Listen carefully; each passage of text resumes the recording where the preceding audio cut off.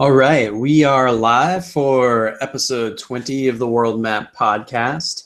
Coming to you here as usual. This is Josh in the Washington, D.C. area. And joining me as always is my lovely, lovely co-host who likes to snack during every show. Looks like he's eating some cake there actually today. Ice cream cake. Ice cream cake, nice. Yes, that would be Clark.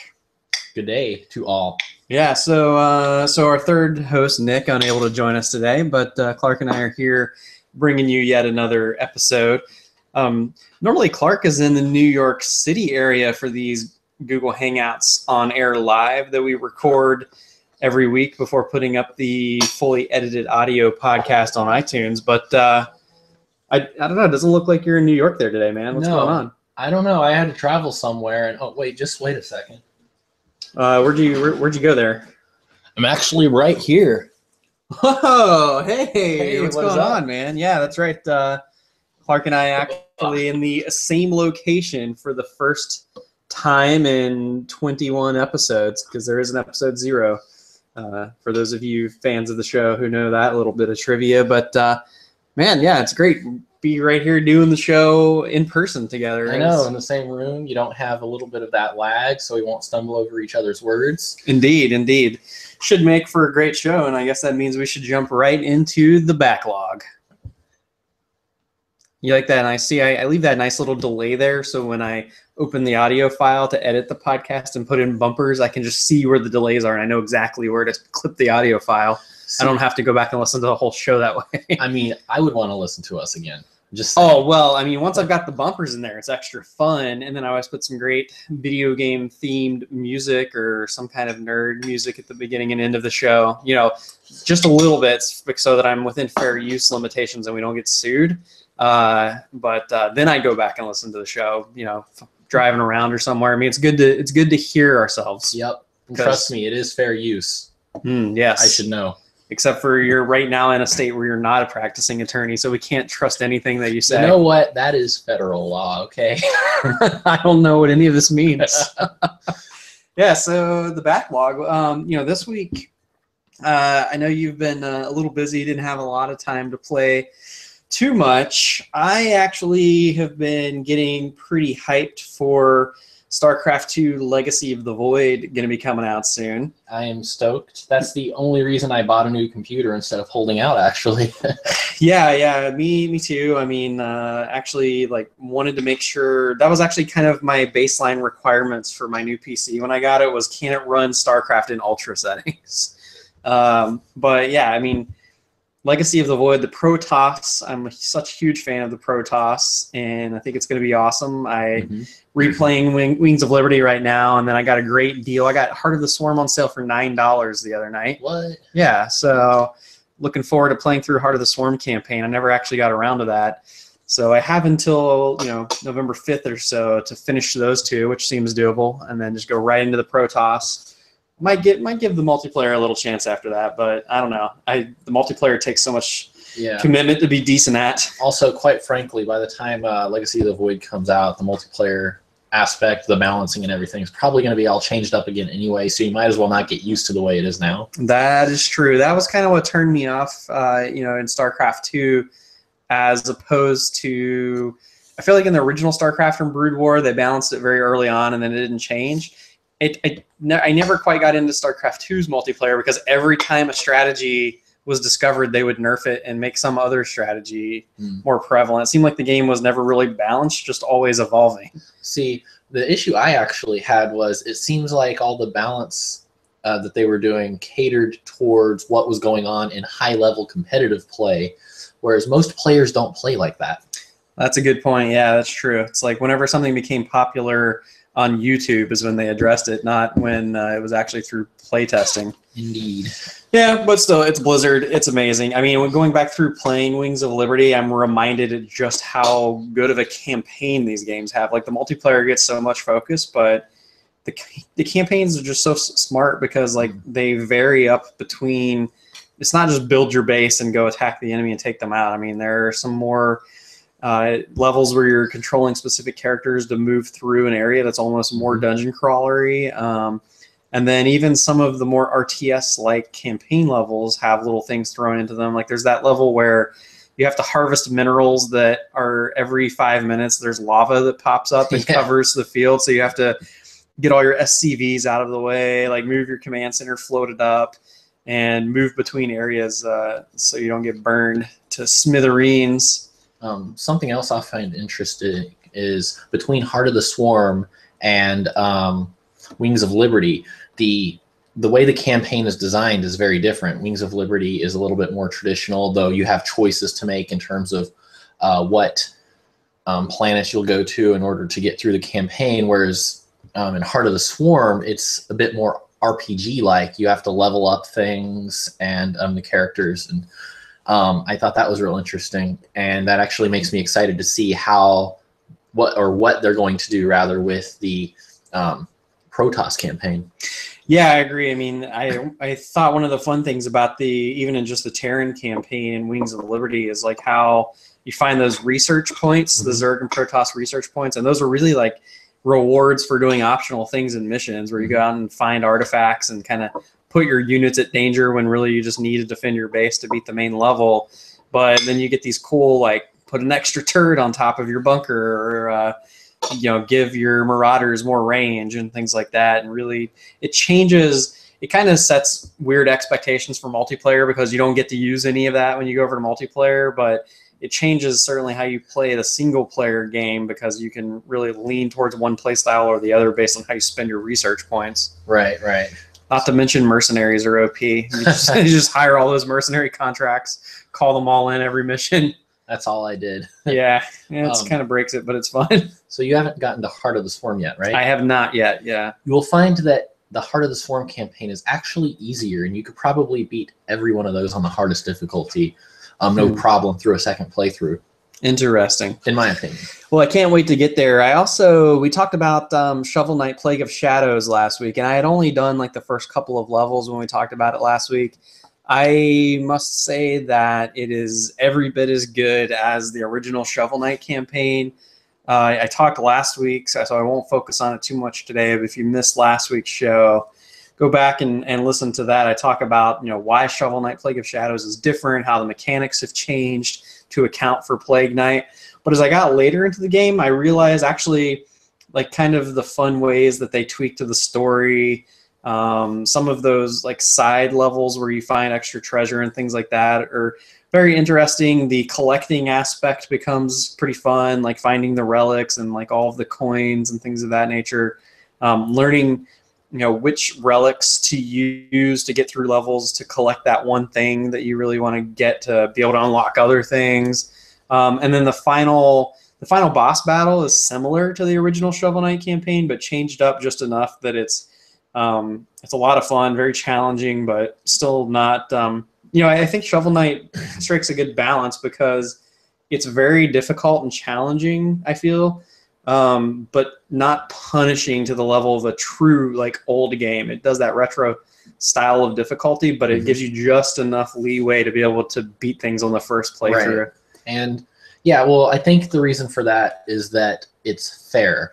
A lot of those retro games actually had really tight controls, but they were unfair because they would throw something at you that you could not anticipate, and it was almost trial and error sometimes.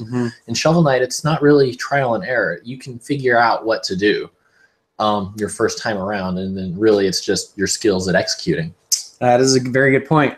So everything else that I've played this week, you have also played this week because since Friday night, man, we've just been doing some crazy gaming together. It's been like old times. I know. It's quite nice. Like the 90s with couch co-op. Yeah, indeed. So we're definitely, I think that's going to be a subject we want to talk about today is, the best co-op and local multiplayer experiences that we've had in our lives. But first, let's talk a little bit about the things that we've just played this weekend. I mean, it wouldn't be an episode of the World Mapcast if we didn't mention either Destiny or Smash Bros. And Nick's not here, so we don't have to talk about that terrible game, Destiny. Wait, no. The beta was pretty terrible. That's what we call the first year of Destiny. But no, the actual Destiny, which is the second year after you pay for the game like a third or fourth time now, That's pretty good. Yeah, so I But- hear. So I hear. But Of course, probably- Nick's not here to defend it. So Indeed. So we can talk all kinds of trash. And I would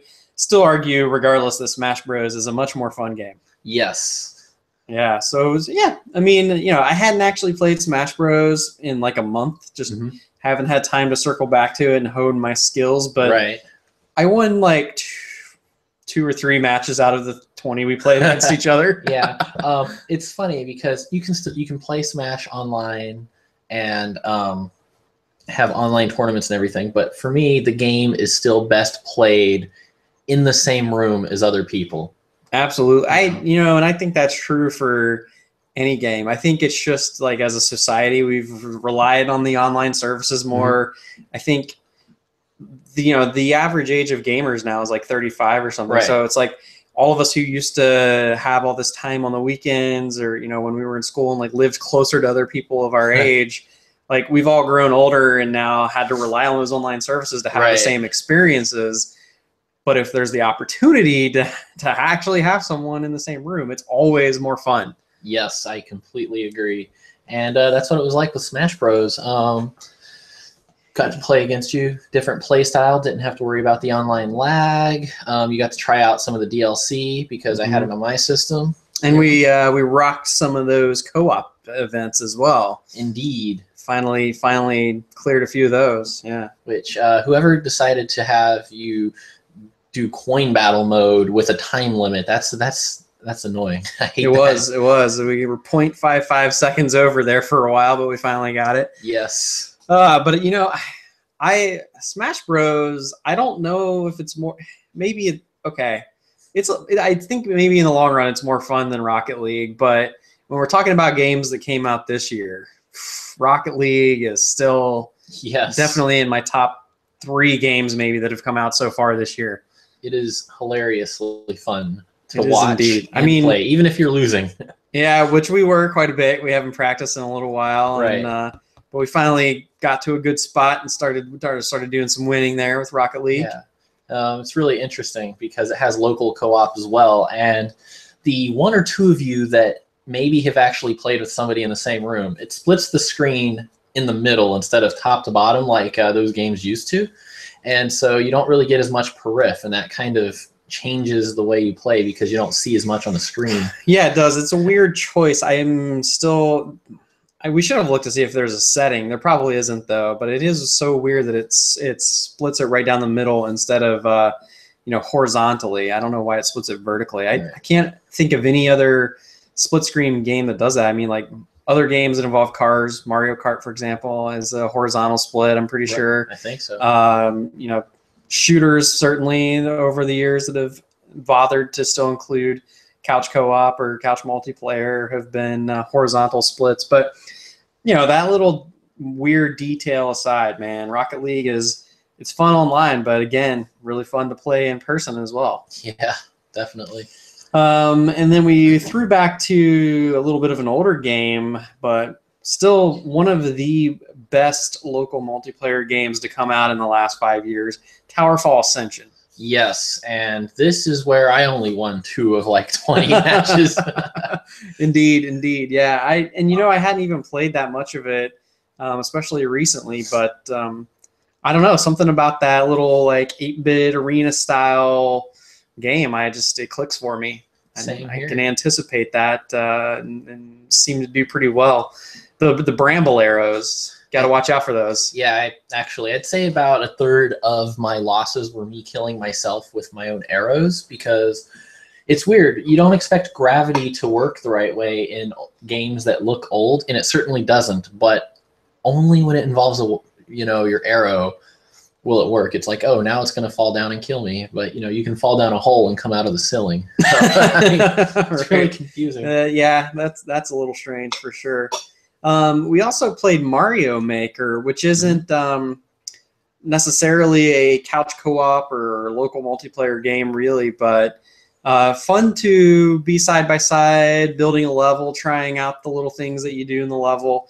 And this was my first time getting hands-on with Mario Maker, and I'm very impressed. It is and I think it's one of those games you have to actually feel it and like play with it to understand just how good it is. Because I'm kind of like, oh, it's a level editor. I get what it is. I understand that it's probably fun for the right people, not really for me. But after playing it, I'm sold. Well, I'm not sold because I'm probably not going to get it, but I'm sold on the fact that it's really great, and there's unlimited, ridiculously awesome possibilities with Mario Maker, and I think Nintendo deserves quite the commendation for putting that out. See, I get the feeling that the reason you really like it is because it excites the troll in you based on the level you made. Yeah, well, I think I named the level Trollship. Indeed. Yeah, that's part of the fun, I think, is thinking about how, as a gamer, you play through a level and the expectations that you have for what certain things will do, and then think about how can I flip that on its head and make it, cause a reaction in someone where it frustrates them, makes them laugh, or whatever. So yeah, I like to build some trolling into it. For example, the Hammer Bros. Hit the block of the Hammer Bro standing on to kill him. That's pretty standard. But I put a Hammer Bro inside the block also, who sprouts out of it. And then, of course, I had to spell out haha and coins right after that. Indeed. But yeah, it's I think the most surprising thing to me is just how complete the experience is. How literally any piece of like a Mario level you want to put in there, anything you want to do, you can probably do with that tool, and it's just so easy to do the editing. It's the easiest level editor I've ever used yet. It offers probably some of the most complex things that you can pull off. Really simply too. That's the part that impresses me the most, just how simple and intuitive it is. And also, I know a lot of game or level editors and makers that I've used before, you have to, after you edit and make something or build it, then you have to compile it and go through and then test it. And then if there's some little thing you don't like, you have to go all the way through and from the testing mode to some other mode and go through and edit. Whereas here you could do everything on the fly with a push of a button. You do a jump, it's like, oh, that's a little too far that block is too far to land on. So you immediately press select, move the block over one, hit select again, and bam, you're just going right from where you started. Yeah, that was nice that you could start and stop the level with Mario placed anywhere that you want at any time, so that it's very easy to test your ideas on the fly, like you said. That's also a really good point. So Mario Maker was great, and then the last thing that we circled around to this weekend was I finally got to introduce you to Helldivers after I've been talking about how it might be my game of the year. Yeah, I think it came out back in February or somewhere around there. But so what was your initial impression with Helldivers? My initial impression was, wow, the voice acting is terrible. Fair enough. In terms of gameplay, you mean you don't think Super Earth is a compelling story? Well, I mean, I've never been to Super Earth, so I wouldn't be able to tell whether their story is that compelling or not. Maybe I'm just heartless because I don't care about them. But no, the gameplay though, really fun, very simple, and I've always been a fan of those twin stick shooters where the right stick shoots or does your aiming and the left one just moves you around. I like the way that the friendly fire works in the game. A lot of times there's not so much friendly fire in those twin stick shooters, and when you call down gear or support, how that comes right away, but that can kill you. It's just a lot of those little details that you don't typically see in twin stick shooters I really liked. Yeah, I'm a big fan of how much customizability there is to the way you approach objectives in that game. So, early on, you don't have a lot of stratagems and gear and weapon upgrades, but as you unlock those over time and take on progressively more difficult planets and missions, it varies up the mission types and things of that nature. And I just like how, for example, there are a lot of objectives that are kind of like hard targets that you can only take out with heavier weaponry. So then you have to decide, do I want to spend the time to wait for a nuke to fall, or do I want to sacrifice a defensive weapon to take shredder missiles in so I can take it out more quickly? If there are more than one hard targets in a level, does it maybe warrant bringing a tank in for the group to ride around and move between those hard targets quickly and take them out with the turret? I think that level of being able to really think critically about your objectives and what tools you have available is what's a lot of fun about it for me. And and I hadn't played it since they released some of the latest free DLC. I played some of the first round of DLC, but the latest stuff kind of caught me off guard in there. I mean, some pretty cool stuff that they've added, like that Minesweeper. You know, I was asking what was going on here. You're like, I haven't seen this before. Yeah, I mean, those new enemies aside, with the tentacles and all these like crazy new, bad guys that they've put in there. There's new mission types as well. So one of those is actually a minefield that you have to disarm the mines. There are usually like 3 mines in them. So one of the gear that you can now call down is a minesweeper. And then so someone's going to have to defend you while you're not able to have your gun out because you're sweeping the minefield, popping these mines up that are undetonated, and then you have to put your code in to disarm the unexploded ordnance. Very, very cool that they're adding some of this stuff into the game for free. It just adds even more fun and variety. Yeah, definitely. So those are some of the games that we've been playing this week, in terms of things that we can just sit down here on the couch and either do co-op together or play competitively against each other or against other people online, but still be on the same screen, those same screen experiences we talked about loving. But what are some of your favorite same screen experiences of all time in terms of either couch co-op or just local competitive multiplayer that you grew up with brothers, and obviously, we've known each other a long time. I used to come over and play a lot of those types of games with you guys. What are some of your favorite experiences of all time? Oh, wow. That is a question that has lots of answers. I think I'm going to have to start with a very easy one. Everybody's going to be able to relate to, hopefully, GoldenEye 64. GoldenEye 64 is a Yes. great one, yes. And, go back and play that game now, and it's kind of bad. Like, try one stick, you have to use C buttons to like strafe. Yeah, it's really kind of difficult and cumbersome to go back and try to play that game now. But man, I mean, countless hours put into that on Nintendo 64 back in the day. Time. And it was before there were ever any online shooters where or even really like before you did like LAN parties to get the separate screen experience. So right.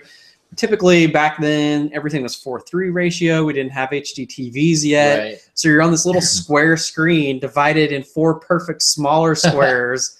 And so everybody knows where everybody is on the map. Right. and yet, even with screen watching, somehow it was fun, and you had this crazy, it was about like, what can I do while the person might not be looking at my screen? What might they not expect? How do I strategize in a way to ambush this person and defeat them? Well, the part I found interesting is everybody knew where everyone was. Everyone played the same levels, and so everybody had memorized where the best weapons were. Everyone knew where the RCP-90 machine gun was. Mm-hmm. Everybody knew where the body armor was and facility past those 2 like automatic metal-looking doors. So it was at that point, it was kind of like a race to get to that. Mm-hmm. And 2 people would race for that, and maybe the third one would be like, I'm going to die if I just go in there with the rest of those people. Yeah. And someone else is like, I'm going to hide and find some proximity mines.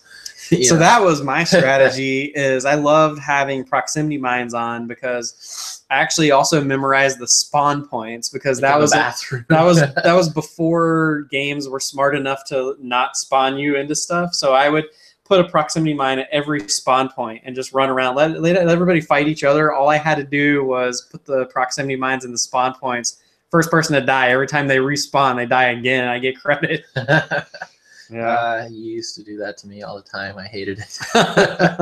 It's funny you're talking about the split screen, because TVs weren't as big back then either, actually. Yeah, I would be so annoyed if I had to play in that much screen real estate nowadays. Like, I get annoyed. I mean, we were annoyed by having my 70-inch TV split in half. Yeah, back then we'd play split screen 4-player on a 13-inch CRT.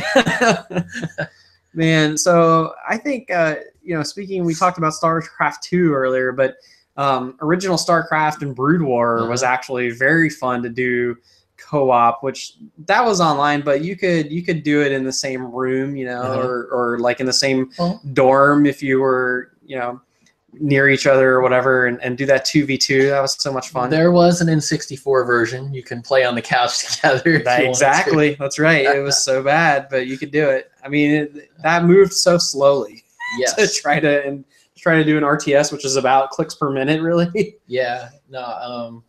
We played a lot of Brood War too, and that was actually, come to think about it, every one of my co-op experiences with you, I'm reminded by how much of a jerk you are, actually, leaving proximity mines at all of my spawn points in Brood War all the time. This guy, what he would do is he would handle base defense, and drop like siege tanks and all kinds of stuff in my base just to keep it protected in case we get rushed.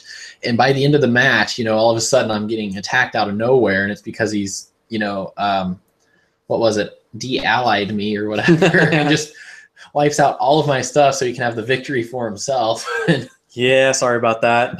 Yeah. Man, I think one of the other ones I always really enjoyed was on Super Nintendo, playing just Super Mario World, because that's one of my favorite Mario games. Yeah. And having the Mario Luigi set up there, and you had to take turns doing that, but I thought that was always fun to play through that kind of campaign of that game. Yeah.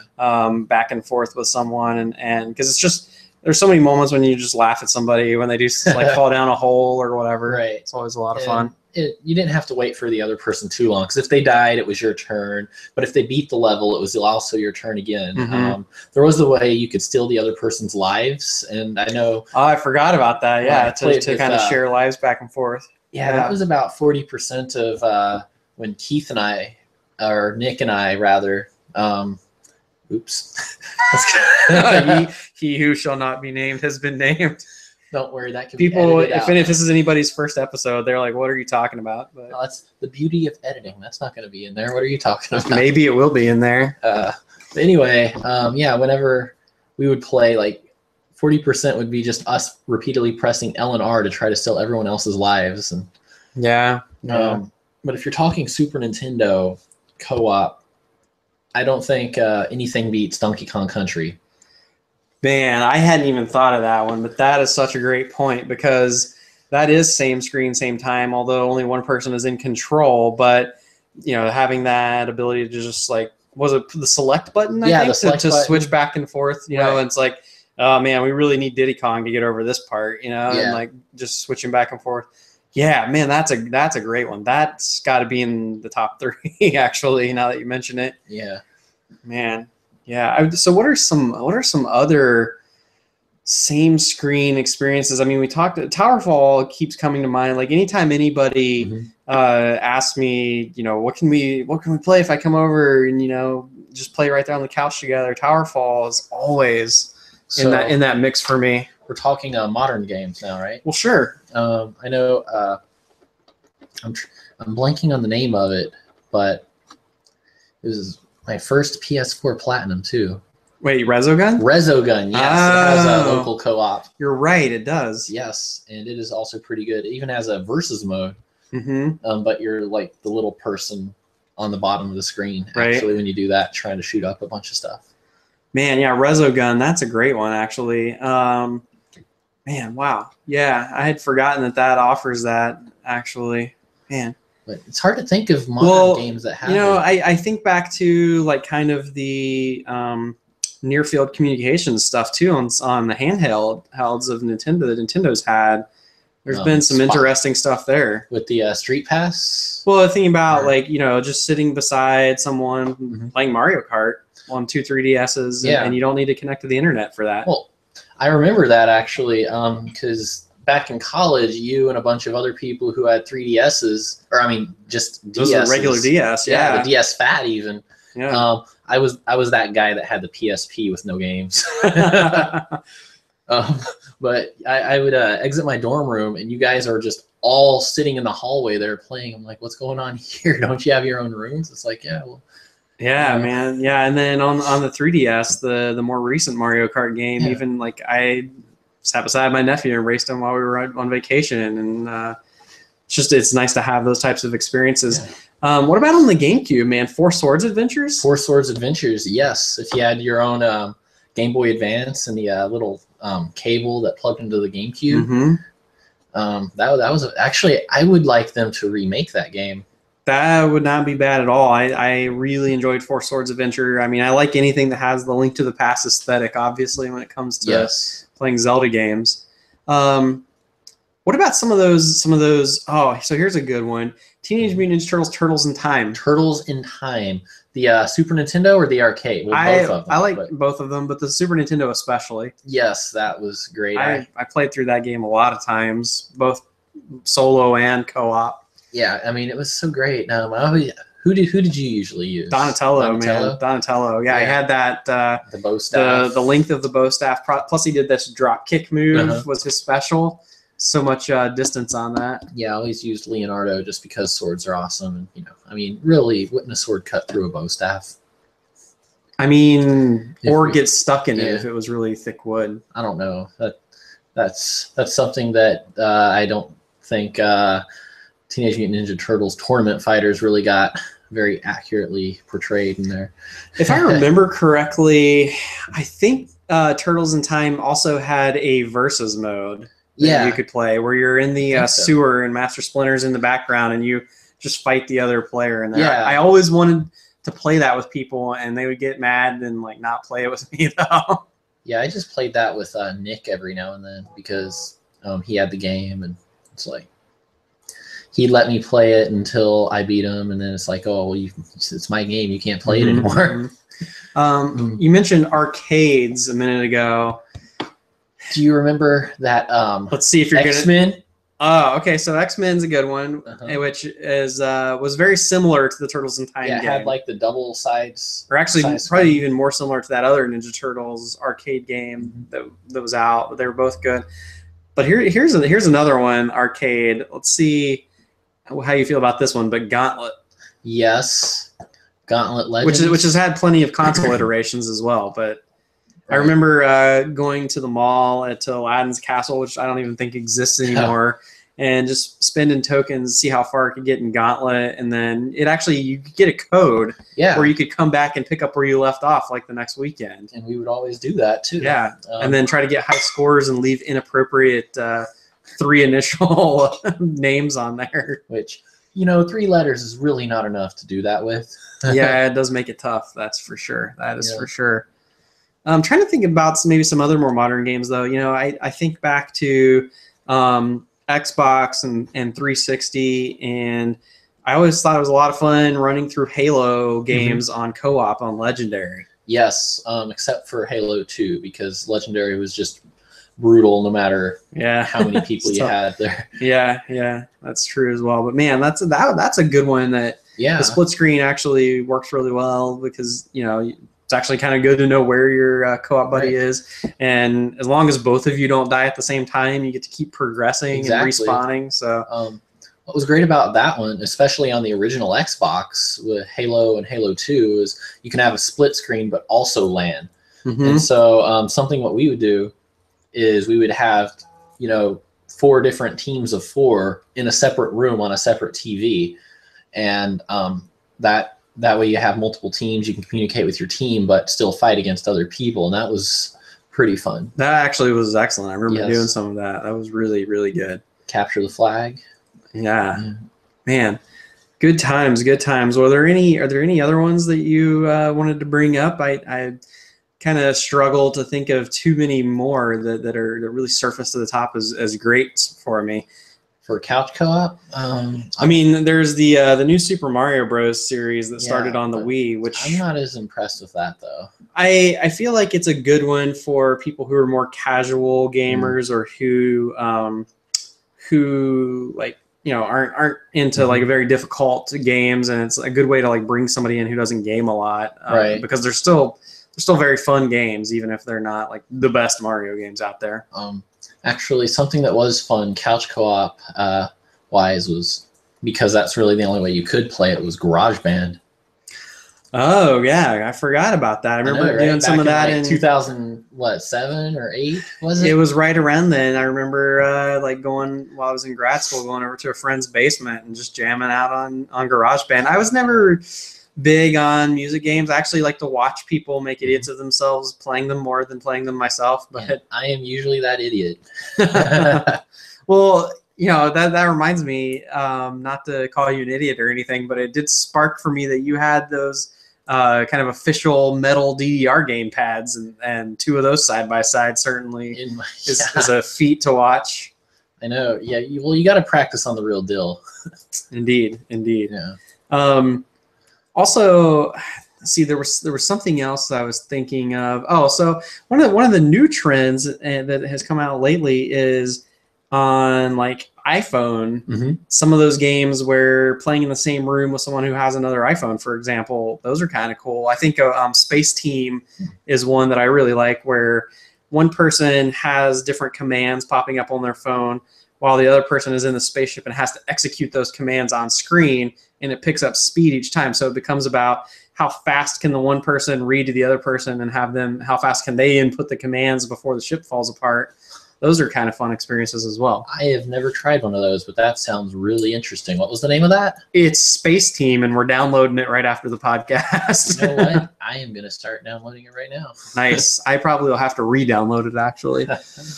All right. Well, if there are local co-op or couch multiplayer type games that we missed that you think should be included in the greatest of all time, shoot us an email at worldmapcast@gmail.com or tweet at us at worldmapcast on Twitter. We'll be sure to include those in the next show and give you a shout out and talk about them. But I think of everything we mentioned, I'm having a hard time not putting Donkey Kong Country at the top of that list. Yeah. See, for me, Donkey Kong Country is at the top because at the time I played it, it was great. A lot of those were like GoldenEye 007. But it's the one that holds up. It holds up. You go back and play GoldenEye 007, you'll be laughing about how ridiculous it is when you're playing together. It's like, oh, how did you even kill me? Yeah. But Donkey Kong Country, especially, and including its sequels, still holds up to this day.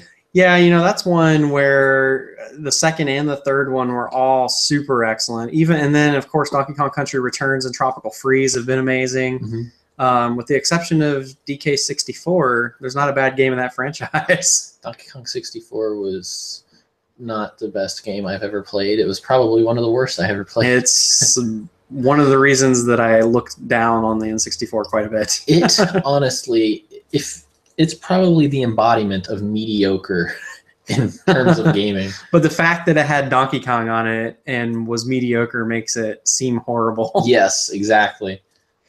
Well, I think I do hear the news motorcycle coming around the bend. That was just me getting cake, actually. Oh, it's just you getting cake, right? All right, so in news this week, I actually saw a story on fastcodesign.com about the Monument Valley creators now have a VR game that works on Samsung VR. So if you have an Android phone, the Samsung S5 or whatever it's called, you can. I think it's only like about $200 to get the Gear VR and slap your phone into that and play some of those games. Unfortunately, the iPhone doesn't have that equivalent yet. But I don't think you've played Monument Valley. No, not yet. I'm actually going to be downloading it soon. I recently got some iTunes credit that I'm needing to spend. Yeah, I would definitely recommend that one. Monument Valley was in my top 5 games of last year. I mean, it's that good. An iPhone game. It's so well designed, such a great art style, and it is such a smart game in terms of what it requires you to think about and solving some of those puzzles. And it causes you to think not only about traditional game puzzle solving, but to think 3-dimensionally while you're doing it, which is quite a task. But I think it's not so brain puzzling that less hardcore gamers would not enjoy it. I think it's the perfect example of one of those very few iPhone games that's actually good that I think would still be appealing to casual gamers as well. So now these guys, Monument Valley, they are creating a game in the Samsung VR. Is it Land's End? I believe it is called Land's End. You're correct. And it doesn't look like artistically quite as an accomplishment as Monument Valley to me, at least in just the screenshots I've seen. It seems like they're really focusing just more on the experience and kind of immersing you in that environment. But it looks really cool in terms of you move through this environment and solve puzzles based on things you see up around you and connecting dots and symbols and things of that nature. So still kind of a puzzle solving game, but in some kind of immersive world. I hope to play this on some VR platform someday, because if the guys who did Monument Valley are doing it, I have full trust that it is pretty amazing. So just seeing that that's out there and available, I know not many people probably have access to it, but I'd say be on the lookout for it. Another interesting story is in a recent interview, Shuhei Yoshida, president of Sony Worldwide Studios, he didn't say they're making another Wipeout game. It was kind of a story that was like blown out of proportion a little bit, but he was asked about would there ever be another Wipeout game on Sony platforms, and he said never say never. So I think a lot of people took that to mean that, hey, there's going to be another Wipeout game, but probably not in the near future. I mean, what was the most recent one? The one on the Vita? That's with the Vita last launch? One. Yeah, 2048 or Yeah, Wipeout 2048.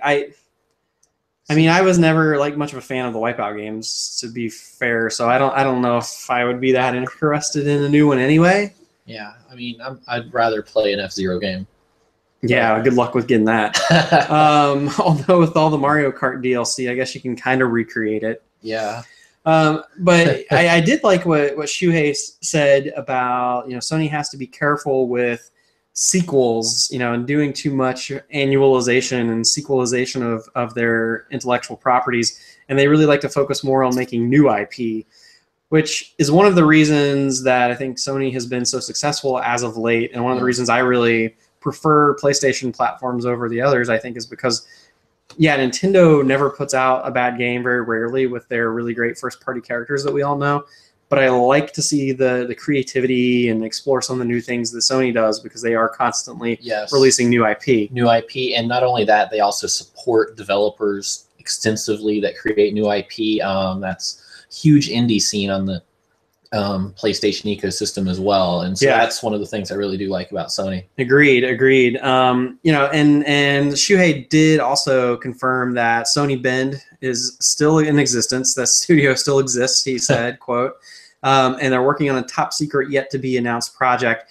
Sony Bend previously did the Siphon Filter games. Was there even a PS2 or PS3 Siphon Filter? I played some of the PS1. The original PlayStation. I don't know. I mean, maybe they just weren't that great and they kind of fell off. I'm not hankering for Siphon Filter either. It's kind of the same as Wipeout. I'm kind of over those types of stealth games. I think we've come a lot further in the stealth space beyond that. But it'll be interesting to see what Sony Bend puts out. I hope it is a new IP. Either that or another Infamous game. I'd be okay with that too. So it was announced that the open beta period for Star Wars Battlefront, soon to come out this November, is going to be October 8th through 12th on the two major consoles, PS4 and Xbox One, as well as PC for EA Origin folks. October 8th to 12th, we're going to get basically a full work weekend of Star Wars Battlefront beta. You going to play that open beta? I'm going to play as much of it as I can. I'll be in Seattle for a bit of that time, unfortunately, but as soon as I get back Friday, I don't need to sleep. I'm going to be on Hoth. Yeah. Exactly. I mean, I am looking, it's funny because this is not the Star Wars game I want. There's no campaign. There's no probably like story really going to be that much to it. It's really a multiplayer shooter. Not my favorite genre of game, but it's the first like big, new, exciting Star Wars game we've had in a long time. And in conjunction with all the excitement around The Force Awakens, I'm going to be in this open beta so hard. So the three modes that they're going to preview during this open beta are going to be the Walker Assault on Hoth, which we've all played in video games about 5,000 times, and I still am excited for it. Old. It doesn't get old at all. 40-player battles. 40-player battles. That's exciting. Going to be probably the biggest online multiplayer thing I've ever played anything in. And you're going to be fighting as rebels to destroy the Empire's onslaught of AT-ATs by calling in Y-wing bombers, or side with the Empire to protect your walkers while utilizing their mighty weaponry to crush the rebel objective. And that's what I'll be doing. That's the description from EA there. Then two other modes. So that's Walker Assault is going to be one of the modes. Another mode is going to be called Drop Zone, and that's going to be on the planet Solist. Escape pods are crashing down. You and your team must fight to control them. So that's going to be 8v8 matches, putting your combat and strategy skills to the test. So I'm not sure exactly what this is going to entail. Sounds like probably like a King of the Hill, though. Yeah. Zone control type thing where you're trying to surround an area on the map and hold it the longest. And then Tatooine is going to be available for survival missions. So this is play alone or with a friend via co-op. So this is going to be less of the big multiplayer competitive battles in the style of Call of Duty or Halo, and more of a campaign light experience, if I must. And that can be done split screen as well. It says via co-op or split screen. Amazing. That never happens these days. It never does. Maybe that one will make our list. Battle to hold off waves of Imperial forces. So this sounds to me like the the firefight modes on Halo. Right. Sounds a lot like that to me. So none of these are doing anything new, I notice, in terms of the modes. It's Star Wars. It's just putting a Star Wars skin on it, and so we'll see how that plays here in a couple of weeks. The 40-player battles, though, I haven't really seen that too often. Yeah. So. And if that's ground forces and air forces, even though we know there aren't space battles, there will still be TIE fighters and A-wings and all that fun stuff in the air within the atmosphere. So if that 40-player battle includes all that happening at once, I don't understand how my PS4 can handle that without blowing up. But I will be very interested to watch that. I did see EA announce there will be dedicated servers for this game, so that's helpful. Good. Yeah. And then speaking of EA, one last bit of news that the motorcycle dropped off is hinting at a possible game subscription service, kind of like Netflix, and not just from EA, but it mentioned potentially featuring games from multiple publishers, Ubisoft and others. So who knows if this is actually going to come to fruition. Their marketing company was sending this survey out to some people. Sounds like they might be testing the waters, though. Is this something you would subscribe to? I might actually subscribe to something like that, because really, I think you'd probably end up spending less money doing that overall than you would if you just kept buying games, especially with the volume that we play nowadays. I think that would be a good idea. If it's priced lower than PlayStation Now. Yeah. Well, I mean, PlayStation Now was something that was so exciting to me. Sony putting that Gaikai technology that they bought to use and having the ability to rent and stream games for a period of time. But man, they priced that really ridiculously. I mean, I feel like you can find used copies, maybe even for some of the older games, new copies for cheaper than you could rent them on PlayStation Now for a month. So, but yeah, if they price this right, I mean, I'm thinking, say you spend $60 a year on one game. So if you're spending, okay, so let's say they do $10 a month, 120. Right. That's 2 games. But if you could play any of the games that are out there, I guess you probably would be able to check one at a time out, maybe. Yeah. Well, if it's like Netflix, I mean, that's PlayStation Now was not like that, because you're renting individual specific games. And then you're stuck with them. Right. PlayStation Now is more like digital Blockbuster. And we saw what happened to Blockbuster. So. Yeah. So if it's truly streaming like Netflix, where I can try a game for 10 minutes, if I'm not into it, I move on to the next one, I would pay, man, I mean, if the library is really, really good and they have all the latest games in there, I would pay upwards of $150 a year and still feel like it's a value, because, I mean, now it's the cost of 2.5 games or something already. Yeah, that could be really cool. So we'll see what happens there. Let's move on and talk a little bit about non-gaming in We Have Hobbies.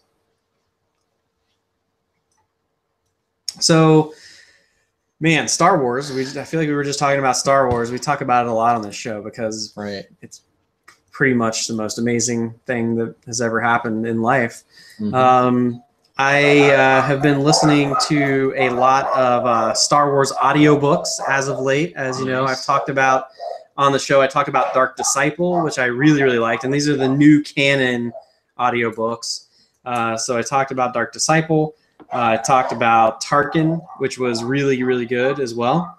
I talked about Dark Lords, bless you, kind sir. I talked about Dark Lords of the Sith, which was also pretty good. And then I recently just finished listening to A New Dawn. This is actually about Kanan Jarrus, who's the protagonist of the new Star Wars Rebels animated series. This one is definitely at the bottom of the new canon novels so far that I've listened to. A New Dawn was not that great. I think it's because even though I've watched a little bit of Rebels, I don't have a lot of connection to the characters in this book. All of the characters from Rebels aren't even in it. It's really just Kanan and Hera. But there's a lot of time spent in the same scenes. I feel like the book drags on through the same thing happening for most of the book. And it really doesn't start getting kind of interesting and action-packed towards the very end, and it's just short-lived. So I would say, actually, considering none of the characters who are in most of Star Wars are in this book, you could probably skip A New Dawn. Still highly recommend Dark Disciple, which is based on a lot of the Clone Wars characters. Highly recommend Tarkin. Heir to the Jedi, Dark Lords of the Sith is okay. Heir to the Jedi is the one about Luke that takes place between episodes 4 and 5 that I'm listening to right now. So I'll talk about that on the show at some point, but listen to Heir to the Jedi now. And then I'll just have, I think, 1 or 2 more left in the new canon to get caught up before The Force Awakens. So I'm going to be very close. I'm going to be an expert in the new canon very soon. Nice. And then you can throw away all your knowledge of the old canon. I will never throw that away. I will say I feel so far like the older extended universe stuff is definitely still much better than the new stuff. With the exception of Clone Wars, I really like the Clone Wars animated series, but it's very, very good.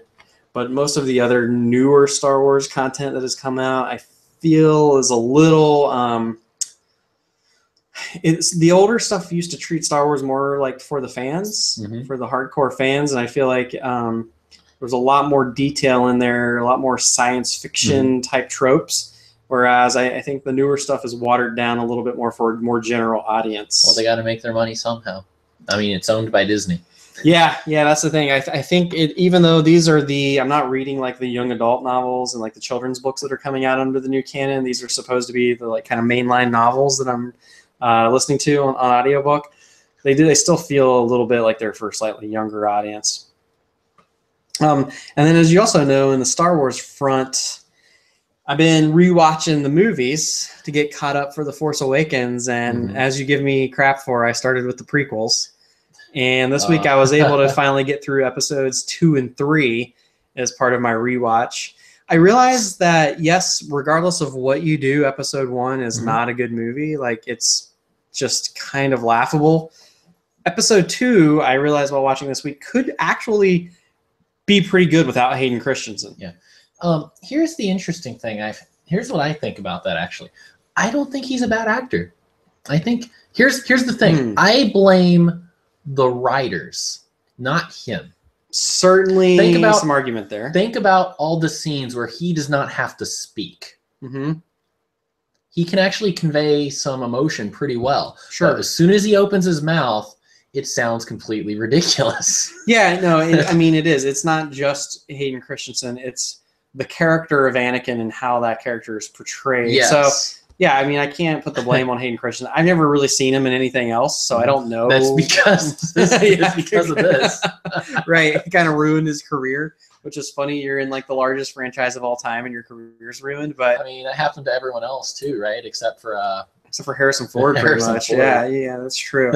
But yeah, I mean, he like everything in episode 2 is just him whining and kind of complaining and just having, but it's to the point where it's not even believable. It's like it's like if you ask someone to act like they're throwing a temper tantrum who hasn't been to acting school, that's what it comes off as. It's just so weird. But the other thing about episode 2, the first half of it starts off kind of slowly, but towards the end, episode 2 is very, very fun, very interesting. There's a lot of action. I still to this day, I really love that whole battle arena scene where all the Jedi swoop in and there's this huge battle with, I don't know if there's like ever been a moment with more lightsabers on screen, right? Than right then. That's something the new movies seriously improved on compared to the old movies was the lightsaber choreography. A lot of people don't give them credit for that, but that's something that I really respect. I mean, if you look at the prequels versus the original trilogy, in the original trilogy, it's like they're old men with arthritis or something. It's like, yeah, they're just kind of side to side slashing at each other. Yeah, definitely. And then in the prequels, a lot of acrobatics. I mean, I even think, like, for the most part, the whole, like, being able to deflect hundreds of stormtroopers worth of blaster fire with a lightsaber is like something that's really more done in the prequels and in the Clone Wars animated series and not in the original series. So it's like, I don't know if Jedi were more powerful back then, but it's like kind of a weird continuity thing. The other thing in episode 2 that I had problems with still, even though I realized that I still enjoy it fairly well, especially in comparison to episode 1, is Shmi Skywalker's death scene. Do you remember? I didn't even remember this was in the movie. Do you remember this? I don't remember. So, wait, we'll explain. I haven't watched them. So Anakin goes back to Tatooine when he's supposed to be on Naboo guarding Padme. This is like when he finds his mom before he goes and kills off all the. Yeah, exactly. Yeah, he goes and spoilers, but I imagine everyone's seen episode 2 by now. But he goes out. His mom's been taken by Tusken Raiders, which I don't even think they call them Tusken Raiders in the prequel. I think they just say Sand People. Yeah. And he goes out and finds the camp. His mom's still alive in the tent. She looks perfectly fine. She's just chained up, but she's alive. She's been missing for like a month and somehow seems in perfect health, except for like a scratch on her face. But then the second he like unchains her and holds her in his arms, all of a sudden she's on like deathbed and like is dying. And it's the worst death scene in the world. It's like she just starts like, and then like her neck just falls back like awkwardly, like a little too quickly, like kind of jerked back. It's a horrible death scene. I don't know. I think so funny. It's horrible when Anakin explains to Padme like what he did and stuff. He's like, I killed them all. Yeah, I mean that's the thing. You say he might not be a bad actor. It's just the writing, but it's so hard. Like his scenes, it's just you wince at how bad everything he says sounds. No, I agree with that. But I think there's also a lot of bad direction going on in there as well. Yeah, that's certainly true. And then I watched episode 3, which the best of the prequels. Oh, definitely. By far. They just kept getting better, which is still nowhere near touching the original series. But yeah, it definitely got better by episode 3. Again, a lot of good fast-moving action and like the political type scenes and things are good in episode 3. It all happens very quickly. It does a pretty good job of explaining in a believable way how the characters in the original movies got into the various positions in which they end up, which I don't know. George Lucas might say that he had this all planned out from the beginning, but there's no freaking way. There's no way. So they did a pretty good job though of making it believable. My only real problem I realized with episode 3 now is two things. One, how easily Anakin is persuaded to the dark side. I feel like he didn't really have that much reason to be mad at Obi-Wan and the council and act like a baby. And then it was just kind of like so easy when the Emperor's like, I can save Padme's life. Just learn the dark side or whatever. It's like, I don't know. Why did he believe the Emperor? Like, why? I mean, I guess because his mom died and he was having dreams about her too. And now he was having the dreams about Padme dying. But it just seemed a little too easy to convince him like, oh, yeah, you need to be Sith. Well, it was vital for the plot, so there is indeed that piece. The other thing, so that's the only problem I've ever had with episode 3 is I feel like that moves too quickly of a pace, kind of. But since I have watched the Clone Wars series, animated series, I now realize it's very weird that takes place between 2 and 3 and is supposed to be part of the official canon still now with Disney. But at the beginning of episode 3, Obi-Wan and Anakin kind of seem like they're meeting, I guess towards the end of 2 as well, seem like they're meeting Dooku and Grievous for the first time ever. And like just learning like, oh, this is my first time fighting Dooku and General Grievous. And it's kind of portrayed as that. But in the animated series, in the Clone Wars, there's 6 seasons of that, and they fight Dooku and Grievous all the time in that show. So little strange to see that after having just watched all the seasons of that show last year. But any non-gaming stuff for you, man? You're gonna throw in there? Well, I've just been doing a bit of travel. I traveled down to the D.C., Virginia area this weekend. That's actually why I'm here. But other than that, no, I don't really have any non-gaming stuff I've done that I can think of. All right. This week. Well, let's go ahead and call in the doctor then. In fact, I think the doctor is here. Yes. So a little advice to dole out. We talked about Helldivers. Yes. I think one thing that we both realized in Helldivers is stop standing still. Yes. You don't want to stay stationary unless your objective requires it. Yeah, and I think that's a mistake that a lot of people make when they're playing Helldivers online, is the game spawns enemies constantly. You can't kill all of the enemies on a map. So what you want to do is complete every objective as quickly as possible and then make a mad dash in the shortest, fastest route to the next objective. Stay mobile. Stay mobile constantly. If a big block of enemies blocks your route, don't stop and try to fight them because you're going to run out of ammo by the end. Just take some route around them. Avoid them as you can, but just always be moving in Helldivers, and you will complete even the hardest planets much more easily by just remaining mobile. Pro tip, something that worked for us is if you have on your team somebody that does not move and he's risking everything, just boot him from your game. It's that easy. Yeah, that's true. If you're the host of that match, I was kicking people left and right when they were staying still, and that actually saved our lives a couple of times because we were able to move on and get to the extraction point instead of just dying but being surrounded. Well, anything else, or you think it's about time for those farewells? I think it's about time to bid everyone adieu. All right, let's bid those folks adieu and go get some food soon. I mean, you've been snacking throughout, but you're a hungry guy. I know, right? This was my pre-lunch snack.